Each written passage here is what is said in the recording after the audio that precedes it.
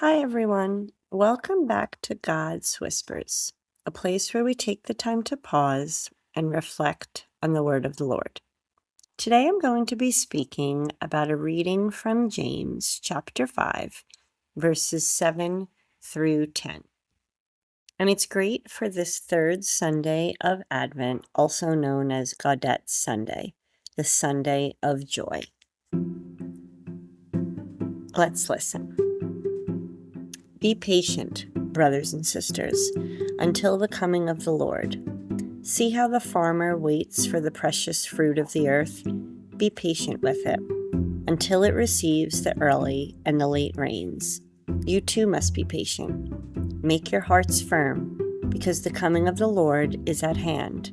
Do not complain, brothers and sisters, about one another, that you may not be judged. Behold, the judge is standing before the gates. Take as an example of hardship and patience, brothers and sisters, the prophets who spoke in the name of the Lord. So the joy is not that everything is okay kind of joy.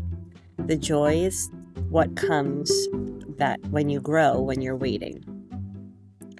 So James, when I was doing my research, was a relative of Jesus. He was the leader of the early Jewish Christian community in Jerusalem. And he wasn't writing from a place of comfort or stability. His community was under pressure. There was economic hardship, religious persecution, social tension, and a very real expectation that Jesus might return soon. He was speaking to believers who were tired, who felt like the world was unfair, who were tempted to take matters into their own hands. And he's telling them, be patient. In the ancient world, farmers had zero control over most things.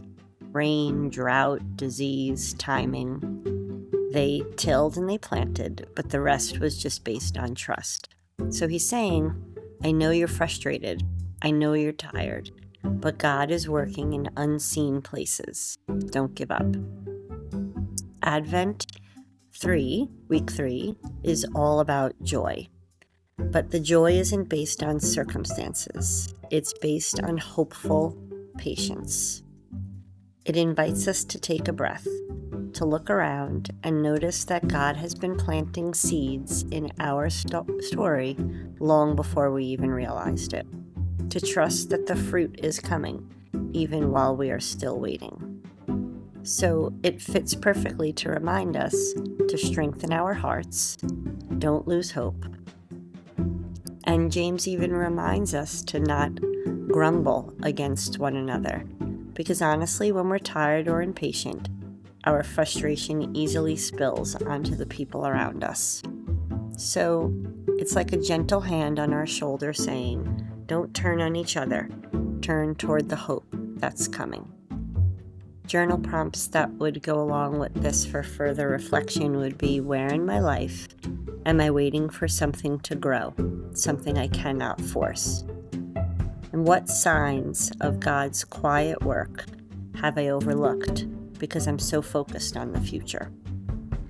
And who am I tempted to grumble against, and why? What grace do I need to show there?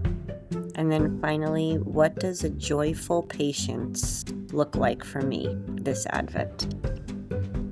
James is reminding us God doesn't ask us to produce the harvest. He's just asking us to remain faithful in the waiting.